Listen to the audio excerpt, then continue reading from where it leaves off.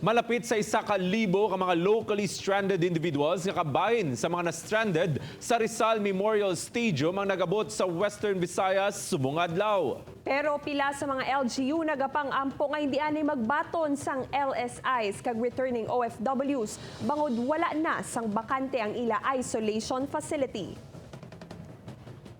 Pero Office of Civil Defense kag Iloilo PDRRMO nagpanindugan nga bastante pa ang mag-quarantine facility. Yaring balita ang gitutukan ni John Sala live. John. Said Kate Adrian, alas 12 ang udto nag-abot diri sa riyon ang mga locally stranded individuals pinaagi sa Hatid Probinsya program. Ang pamangkot, bastante pa bala ang mga quarantine facility sa riyon sa pila bangod ginaanunsyo na sang Department of Health 6 nga yara na sa warning zone ang pila sa mga quarantine facility.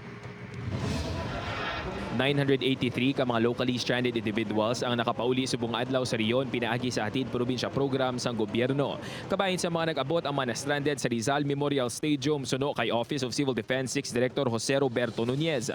Sa malapit sa kalibo ka nagpauli 382 diri ang taga Negros Occidental, 304 ang taga Iloilo Province, 78 ang taga Capiz, 71 ang taga Antique, 64 ang taga Bacolod City, 58 ang taga syudad sang Iloilo samtang 14 sa Aklan kag 12 naman ang taga probinsya sang Guimaras. After nung result ng rapid test nila na negative, pina-board sila kaagad. Una naging pahayag sa Department of Health 6 nga kadaman sa mga quarantine facilities sa riyon ang yara na sa warning zone. Apang pasalig sang OCD6, bastante pa ang kapasidad sa mga pasilidad para sa mga nagapauli ng mga LSI kag ROF. Scheduled naman ang pauwi ng ating mga LSI. Tapos nagbe-base tayo ngayon sa capacity. As long na si LGU, sasabihin ni LGU na mayroon siyang capacity for that, pwede nating i-address. Pero pag wala, pwede naman natin gawa ng paraan. Apang baliskad sa pahayag ni Nunez, isa si Concepcion Mayor Raul Banyas nga nagpahayag nga wala na sang bakante ang quarantine facility sa iya banwa. Gani temporaryo nga hindi anay sila magbaton sa mga LSI kag ROFs. 17 nga maabot sa Katiklan, kag ang 8 sa city, 25 kanan, ibutang anay sa halfway isolation facility sa Gateway Hotel.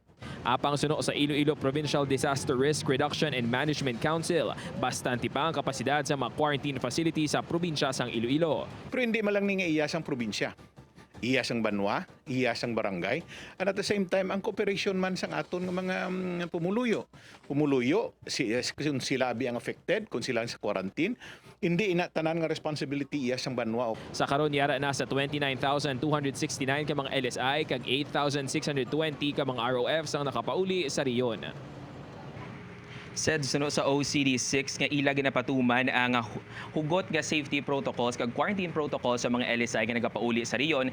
Ilabida nga may impormasyon nga pila sa mga yara subong sa Rizal Memorial Stadium sa diin nagadinaguso ang linibo ka mga LSI nga na-stranded ang nagpositibo na sa COVID-19. Said John, kumpirmahon tala ining malapit sa kalibo ni tanan ni sila nagalalin gid didto sa Rizal Memorial Stadium itong gaginutok nga mga tao didto. Said base sa OCD6, tanan sila ang naghalin sa Rizal Memorial Stadium. Said Nga gingamit na naman ning rapid testing kay nagligad o gin balita na ning hindi masaligan gani dapat RT-PCR test gid pero nga nag-rapid test naman sila dito bago sila patabukon di. Said pasalig sang OCD6 nga api sa rapid test na gingamit sa ila ante sila mag-abot diri sa riyon. Pag-abot nila diri, ginasubject sila sa RT-PCR test. Said Nadumduman nga may ginset nga limit si Gov Defensor sa kadamuon sa makaabot sa isa ka semana do lapaw na ni kay lapit 1,000 nagalabot. Anong reaksyon sa probinsya di? Said suno sa Iloilo Provincial Government, subong nga semana maga-take effect ng EO ni Governor Arthur Defensor Jr. Kung aton madumduman, 250 lang dapat ang mag-aabot diri pinaagi sa mga voyages, kag 300 naman sa mga plane ride.